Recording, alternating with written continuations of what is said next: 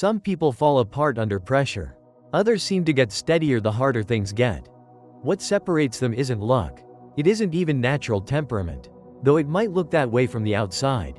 It's training. The Stoics believed the mind works exactly like a muscle, untrained.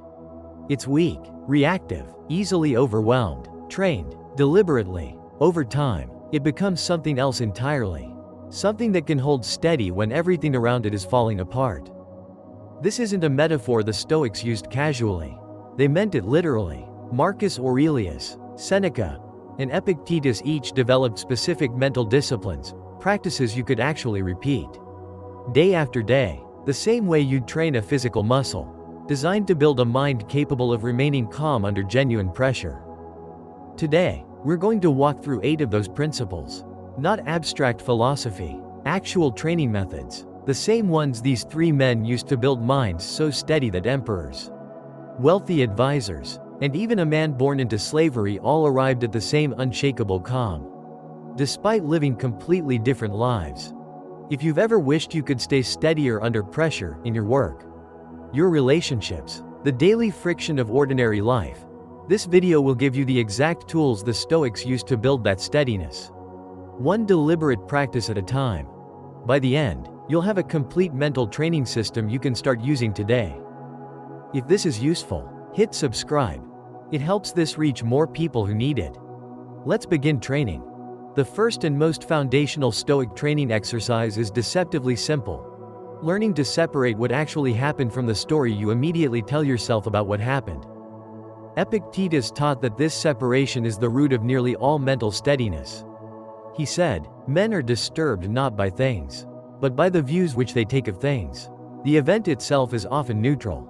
It's the interpretation layered on top of it that creates the disturbance. Think about receiving critical feedback at work. The event. Someone pointed out a flaw in your work. The story. "I'm not good enough. This confirms my worst fears. Everyone probably thinks less of me now."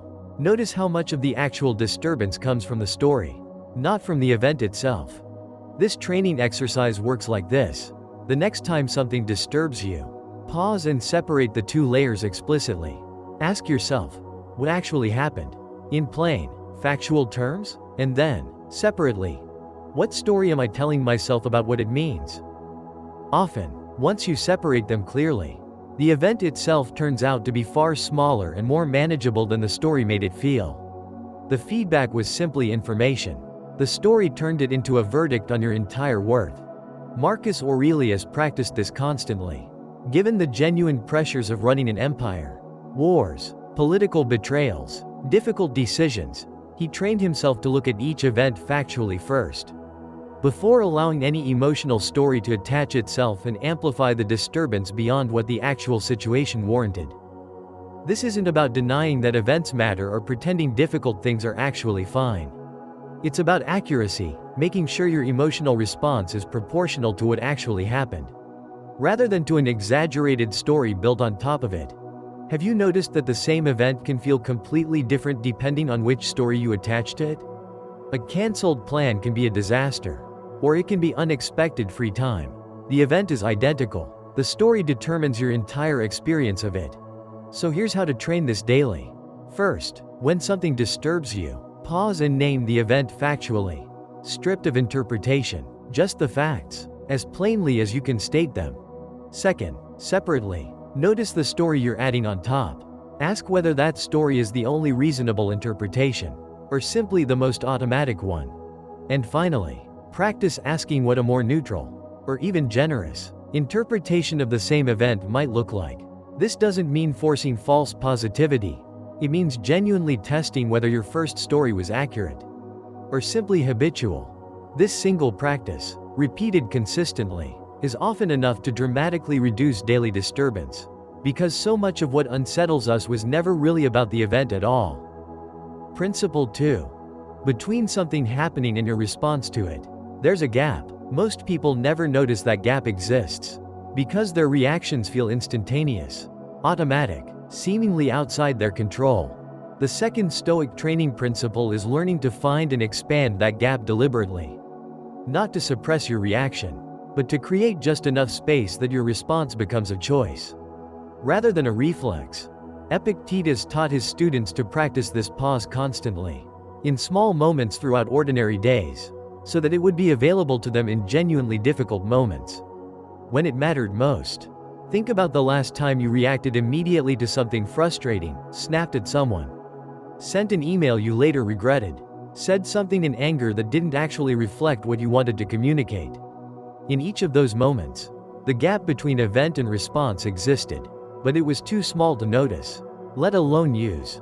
The training here is simple, though not always easy. The next time something triggers a strong reaction, before doing anything else, take one full breath, just one. That single breath doesn't eliminate the reaction, but it interrupts the automatic pathway from trigger to action, creating just enough space for a more deliberate choice.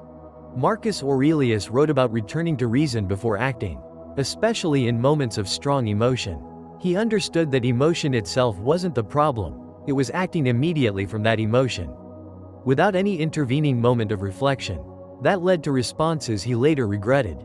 Consider practicing this pause in low-stakes moments first, a minor frustration, a small annoyance, before you need it in genuinely high-stakes situations. Like any trained skill, it becomes more reliable under pressure the more you've practiced it in calmer conditions. Seneca described anger specifically as a kind of temporary madness, not because the underlying feeling was invalid, but because acting immediately from it, without any pause, often led to outcomes people deeply regretted once the intensity passed. The pause was his primary defense against that specific kind of regret. Have you noticed that almost every regretted reaction, in hindsight, happened without any pause at all, an immediate response, straight from trigger to action, with nothing in between? That's exactly the gap this training is designed to create. So how do you practice this daily? First, choose one trigger in your life, something that reliably produces an immediate reaction, and commit to inserting one full breath before responding, every single time it happens. Second, notice how even that small pause changes the quality of your response, even if the response itself ends up being similar to what you would have said immediately. And finally, gradually extend the pause as you get more comfortable with it, from one breath to a few seconds, to occasionally even a few minutes, when the situation allows for it. That gap, once trained, becomes one of the most reliable tools you'll ever have for staying steady under pressure. Principle 3. Here's a Stoic training method that sounds strange at first, but is remarkably effective once you understand the mechanism behind it. The Stoics practiced what they called premeditatio malorum, the premeditation of adversity, deliberately imagining difficult situations before they happen, not to create anxiety, but to reduce the shock and destabilization when difficulty actually arrives. Seneca wrote extensively about this practice. He would regularly imagine losing things he valued, his position, his wealth, even people he loved, not morbidly, but as a way of mentally rehearsing his response in advance, so that if such losses actually occurred, he wouldn't be caught completely unprepared. Think about the difference between facing an unexpected setback you've never considered, versus facing a setback you've already mentally rehearsed. The rehearsed version, even though the actual event is still difficult, tends to destabilize you far less, because part of your mind has already processed the possibility and considered how you might respond. This training isn't about pessimism or expecting the worst constantly. It's a specific, deliberate practice, occasionally, calmly, imagining a genuine difficulty you might face, and mentally walking through how you would respond if it actually happened. Marcus Aurelius practiced a version of this each morning, reminding himself that the day ahead might contain difficult people, frustrating obstacles, or unexpected setbacks, not to dread the day before it began, but to remove the element of surprise that often makes difficulty feel more destabilizing than it needs to be. Consider trying this with something you're currently anxious about, a difficult conversation you need to have, an uncertain outcome you're waiting on. Rather than avoiding thinking about the difficult possibilities, deliberately imagine them, calmly, and consider how you would actually respond if they occurred. Often, this practice reveals that even the difficult outcomes are more manageable than the vague, unexamined anxiety about them suggested. The anxiety, unexamined, tends to feel larger and more overwhelming than the actual rehearsed scenario, once you've walked through it clearly. Have you noticed that uncertainty itself often feels worse than actual difficulty? Premeditation reduces that uncertainty by replacing vague dread with specific, considered preparation. So how do you practice this? First, choose one situation you're currently uncertain or anxious about, and deliberately imagine the difficult outcome, calmly and specifically, rather than avoiding the thought. Second, mentally walk through how you would actually respond if that outcome occurred, what you would do, say, or think, step by step. And finally, notice how this deliberate rehearsal changes your relationship to the uncertainty itself. Often, the rehearsed difficulty feels significantly more manageable than the vague anxiety that preceded it. This isn't about expecting the worst. It's about removing the destabilizing element of surprise, so that if difficulty does arrive, you meet it as someone already partially prepared, rather than someone caught completely off guard. Principle 4. This next training principle is, in many ways, the most famous teaching in all of Stoic philosophy, and for good reason. It's remarkably simple to understand, and remarkably powerful once actually practiced consistently. Epictetus taught that everything in life falls into one of two categories: things within your control, and things outside your control. Nearly all unnecessary suffering, he taught, comes from confusing the two, from spending energy trying to control things that were never within your power, while neglecting the one thing that always is. The training here is a simple daily sorting exercise. Throughout your day, as concerns and worries arise, practice explicitly sorting each one into one of two boxes.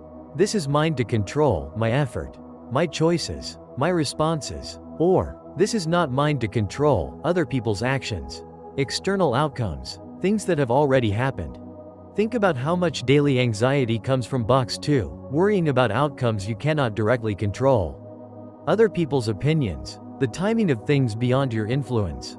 Simply naming which box a concern belongs to often immediately reduces its grip on you, even before you've done anything else about it. Marcus Aurelius practiced this sorting constantly.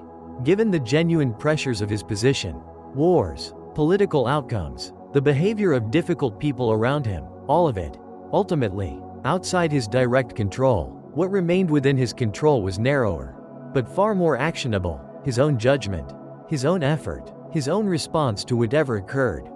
Consider a current worry you're carrying right now. Which box does it actually belong to? If it's box 1, within your control, the training is to act on it directly and without excessive delay. If it's box 2, outside your control, the training is to consciously release your grip on it, redirecting that energy towards something that's actually within your power. This sorting isn't always comfortable, because many of our deepest worries live in box 2, things we desperately want to control but genuinely cannot. The discipline is in accepting that discomfort, rather than continuing to exhaust yourself fighting for control you were never going to have. Have you noticed how much lighter certain worries feel the moment you clearly identify them as outside your control? Not because the situation changed, but because your relationship to it did. So how do you practice this daily? First, each time a worry arises, explicitly ask, is this within my control or outside it? Just asking the question, consistently, builds the sorting skill over time. Second, for everything in box 1, take direct, immediate action rather than continuing to worry about it. Worry without corresponding action is simply wasted energy. And finally, for everything in box 2, practice consciously releasing your grip, redirecting that freed up energy towards something that's actually within your power to influence. Principle 5. The way you speak to yourself, especially in difficult moments, shapes your internal state more than almost any external circumstance. The Stoics were deeply aware of this, long before modern psychology developed language around self-talk and internal narrative. Marcus Aurelius's entire private journal, Meditations, is essentially an extended exercise in exactly this practice, deliberately, consistently, speaking to himself with the same reasoned respect he would offer someone he genuinely admired.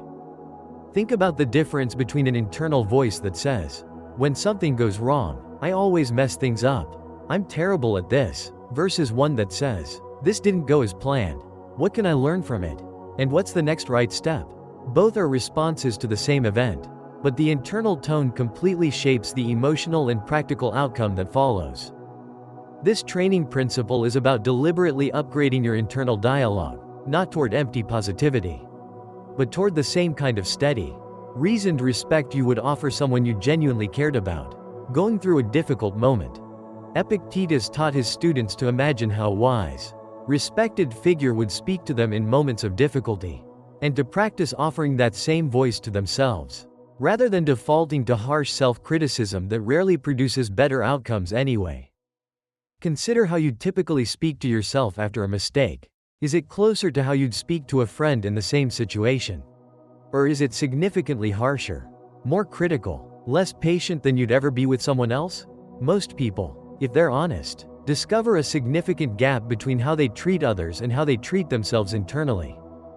Marcus Aurelius used his journal specifically to practice narrowing that gap, writing to himself with the same patient, reasoned tone he would have used advising a trusted friend or student, rather than the harsher internal voice that might have come more automatically.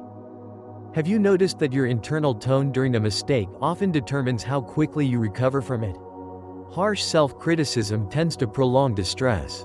A more measured, reasoned internal voice tends to move through difficulty more efficiently, without minimizing the mistake itself. So how do you train this? First, notice your internal tone the next time something goes wrong. Simply becoming aware of the harshness, if it's there, is the first step toward changing it. Second, practice explicitly reframing that internal voice, asking yourself what a wise, respected mentor would actually say to you in this exact situation, and consciously offering yourself that same tone. And finally, remember that this isn't about avoiding accountability. A reasoned, respectful internal voice can still hold you accountable. It simply does so without the unnecessary cruelty that harsher self-talk tends to add on top. Principle 6. The mind, left untrained, spends enormous amounts of time somewhere other than the present moment, replaying the past, rehearsing the future, rarely settled fully in whatever is actually happening right now. Marcus Aurelius identified this wandering as one of the primary sources of unnecessary mental strain. He wrote, repeatedly, about the discipline of confining yourself to the present, not because the past and future don't matter, but because the present is the only place where actual, direct action is ever possible. This training principle is about practicing a specific, repeatable return, noticing when your mind has wandered into past regret or future anxiety, and gently, without frustration, bringing it back to whatever is actually happening right now. Think about how much mental energy gets spent on a day that's already over, or a future that hasn't happened yet and may never happen the way you're imagining it. Both directions pull attention away from the only place where you actually have any influence, this exact moment. The practice itself is simple, though it requires consistent repetition. Throughout your day, periodically check in. Where is my attention right now? If it's caught in the past or the future, gently redirect it back to the present, whatever task, conversation, or experience is actually happening in front of you. Epictetus taught that this present moment focus wasn't just a peaceful state to aim for, it was also, practically, where your actual power lived. You cannot act on yesterday. You cannot act on a future that hasn't arrived. You can only ever act directly, in whatever moment you're currently in. Consider how differently a conversation goes when you're fully present in it, versus half present, with part of your mind still on something from earlier or something coming later. Presence itself, trained deliberately, tends to improve nearly every domain of life, relationships, work, even simple daily tasks. Have you noticed that your best, clearest thinking usually happens when you're genuinely focused on one thing, rather than split across multiple time periods simultaneously? That focus is a trainable skill, not a fixed trait some people have and others don't. So how do you practice this daily? First, choose one recurring activity, a meal, a walk, a conversation, and commit to being fully present during it, redirecting your attention back each time it wanders. Second, when you notice your mind pulling toward past regret or future anxiety outside of that dedicated practice, use the same gentle redirection, noticing the wandering, and returning, without frustration, to now. And finally, treat this like physical training. Expect the mind to wander frequently at first, and understand that the actual exercise is in the returning, not in achieving some impossible state of never wandering at all. Principle 7. One of the more unusual Stoic training methods involves deliberately choosing discomfort. Occasionally, as a way of building resilience before you actually need it.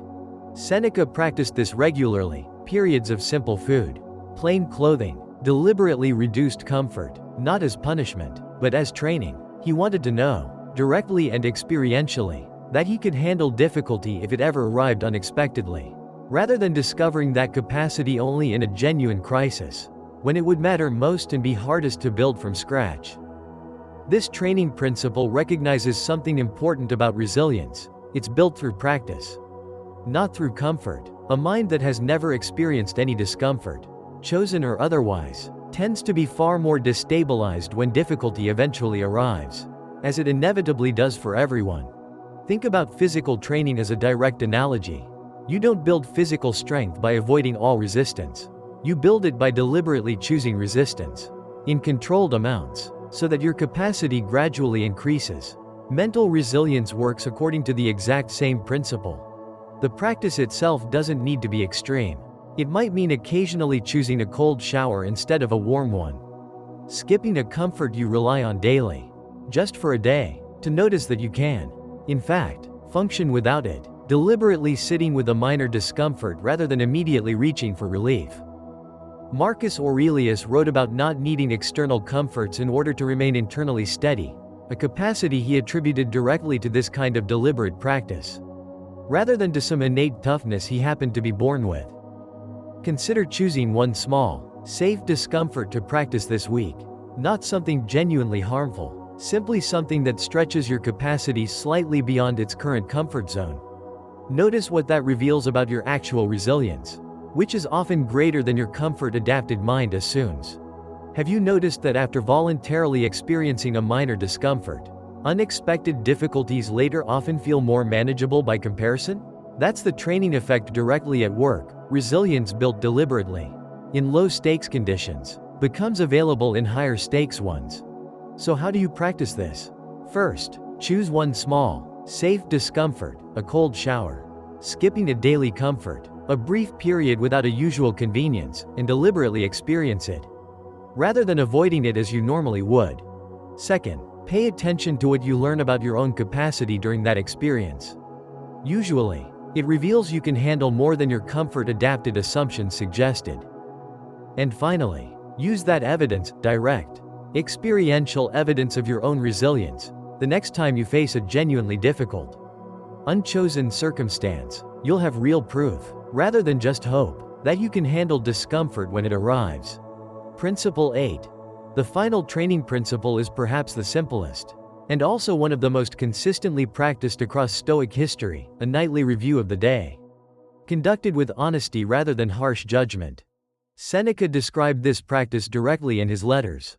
Each evening, before sleep, he would ask himself specific questions. What did I do well today?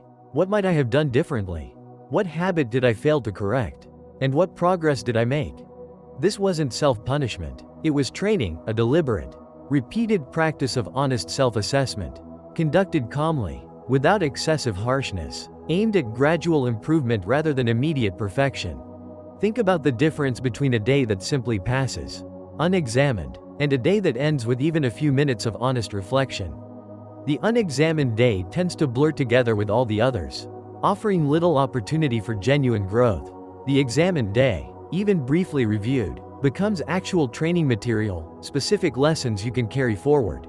Marcus Aurelius practiced a version of this constantly throughout his journal, not a formal nightly ritual necessarily, but a consistent habit of honest self-examination, asking whether his actions had aligned with his values, and where they hadn't, considering what he might do differently going forward. Consider trying this tonight, even briefly. Before sleep, ask yourself 3 simple questions. What went well today? Where did I fall short of who I'm trying to become? And what's one specific thing I'll try differently tomorrow? This isn't about generating guilt or harsh self-criticism. The tone matters enormously here. The same reasoned, respectful internal voice we discussed earlier applies directly to this practice. You're not interrogating yourself. You're simply, honestly, taking stock, the way a good coach might review game footage, clearly, constructively, without unnecessary harshness. Epictetus taught that this kind of consistent reflection was essential to actual progress. As opposed to simply intending to improve without ever examining whether that intention was translating into genuine change. Have you noticed that the days you take even a moment to reflect on tend to feel more complete, more integrated, than the days that simply blur into sleep without any examination at all? So how do you build this practice? First, choose a consistent time each evening, even just a few minutes before sleep, dedicated to this brief review. Second, ask the 3 questions honestly. What went well? Where did I fall short? What will I try differently tomorrow? And finally, let today's reflection actually inform tomorrow's action. The value of this practice isn't in the reflection alone, it's in the gradual, cumulative improvement that consistent, honest reflection makes possible over time. That's all 8 principles, a complete training system. The same one used by an emperor, a wealthy advisor, and a former slave, each arriving at the same unshakable steadiness through consistent, deliberate practice. None of these 8 principles require anything you don't already have access to. No special circumstances, no particular starting point, just consistent practice, repeated daily, the same way physical training builds physical strength over time.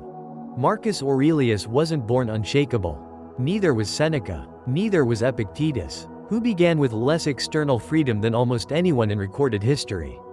Each of them built their steadiness deliberately, through exactly the kind of practices we've walked through today.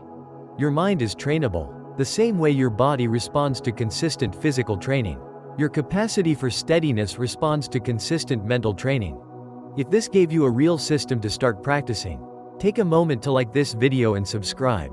We release new Stoic philosophy content every week, built to give you tools you can actually use. And in the comments, tell me which of these 8 principles you're going to start practicing first. I'd genuinely like to know. Until next time, keep training. The steadiness you're looking for is built, one deliberate practice at a time.